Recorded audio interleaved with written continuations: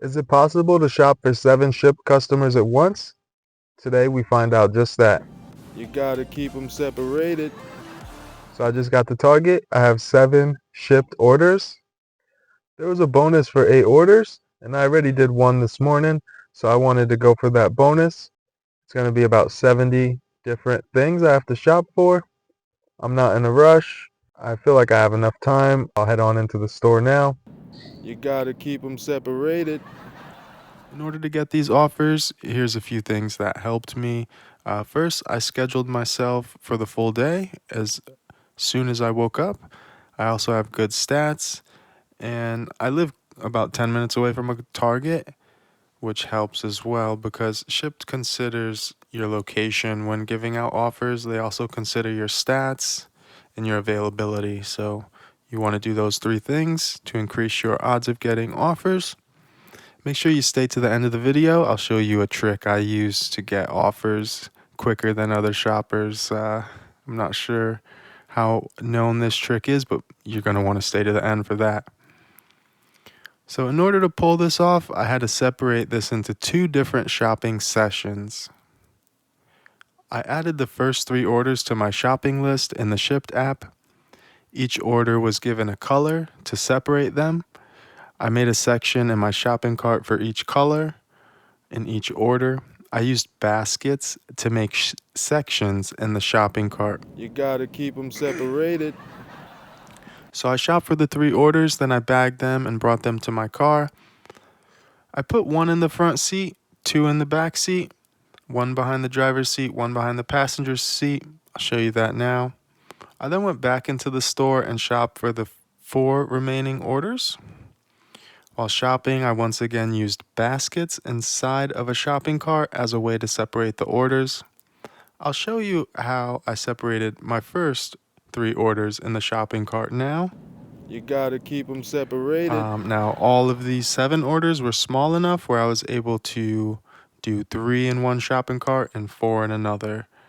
I made sure not to take any large orders because that would have made this much more difficult. For the second shopping session, I also put an order on the undercarriage of the cart. There were only a few items out of stock, so I didn't have to waste much time discussing substitutions. I used 2 carts when bagging the 4 orders so I could separate them more easily. I also asked the store associate if they had any boxes they were getting rid of so I could use them to separate the orders in my car. The Target employee was able to give me 2 cardboard boxes, which I used to separate the orders. I had 1 order in a box in my trunk with 2 orders on each side, 1 on each side. Then the 7th order I put in a box in my back seat in between the 2 other orders I already had back there. You gotta keep them separated. And then I had 1 in the front. So 3 of my 7 orders were going north and 4 were going south of the store. So I was looking at all these things before I even shopped for one item. So I shopped for the 3 orders going north first, and I put them all inside my car first for a specific reason. That was because if I was running late, I could have left for delivery and came back to shop for the remaining 4 orders, but that was unnecessary. Attention to detail is key when shopping for multiple customers. After loading up my car, I delivered the 3 orders that were north of the store. The first drop off was just in time. I had 5 minutes to spare. I paid attention to the time while shopping for those orders to make sure I would have enough time. I put the customer's address in my GPS so I knew exactly when I had to leave the store by. For the second drop off, my customer met me outside. I handed her the wrong order, but as I handed her it, I discussed a few items in the bags. She looked confused and told me, "This isn't my order." I apologized and handed her the correct order. I put 2 addresses in my GPS and it brought me to the further one first, which confused me. When she was waiting outside, I was unable to verify. That's why I discussed a few items with her to verify during handoff, and good thing I did. My 5th and 6th drop off were actually to neighbors, so that was perfect. My customer's son brought the bags in before I could snap a picture, so I just took a picture of my center console and kept it moving. It was just like a black picture. The last customer met me outside and I handed it to them also, so I was unable to take a picture for 3 of the 7 orders. I chose to trust my customers in this situation, but you may want to make sure you get a drop off photo, especially if you're in an unfamiliar area. So, all in all, it took me about 2.5 hours to shop and deliver these 7 orders. I ended up driving about 30 miles and I ended up making about $110 for that 2.5 hours before tips, which is about $44 per hour. A little over an hour was spent delivering these orders, and a little under an hour and a half was spent at the store. I also worked 2 hours this morning, so I'll put my grand total on the screen. I did have some more tips coming in, so I'll get all those tips, add them on up, put that on the screen. We did work 4.5 hours, and then I'll put the total per hour for the day. So, yeah, all in all, you just want to plan things ahead of time. Make sure you don't do large orders if you're going to do more than 2 or 3 at once. All these orders were about 10 items each, and all the customers were less than 10 miles from the store. 3 were close to each other north of the store, and 4 were close to each other south of the store.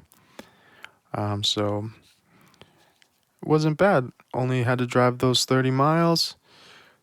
Did have to shop for 7 customers, but when you're making over 35 per hour, it makes it worth it. You just got to take it one item at a time, stay focused, stay organized, and the sky's the limit. If you enjoyed this video, please drop a like. Tell me what's the most orders you ever shopped for at once in the comments below, and consider subscribing to support the channel. Hope you're doing well. See you in the next video. Mr. Hustle, out. Alright, so this is how I get offers before other shoppers. So as you can see on my screen, it says here auto clicker. So if you have an Android, go to the Play Store and search for this app here, auto clicker. Once you install it, you're going to want to launch the app. And then I'll show you how I use it. So what I use is single target mode. This app is free. So you'll just click the enable button, and then you'll see that blue circle pop up on the screen with the play button and then 2 other buttons there. The arrows are to move the remote control, and then you got the circle wheel, which is settings, and then the play button will turn on the auto clicker, and you can move the auto clicker wherever you want. So once you enable it, you're going to close the app. You're going to start the Shipt Shopper app, and then you're going to want to move that blue circle to the refresh button. So it'll automatically refresh the app for you. Now, I set it up so it automatically clicks every 5 seconds and that it runs indefinitely, so I have to turn it off.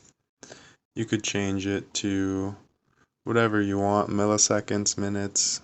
Just put the number here, whatever you want to do, every second. I found every 5 seconds works good for me.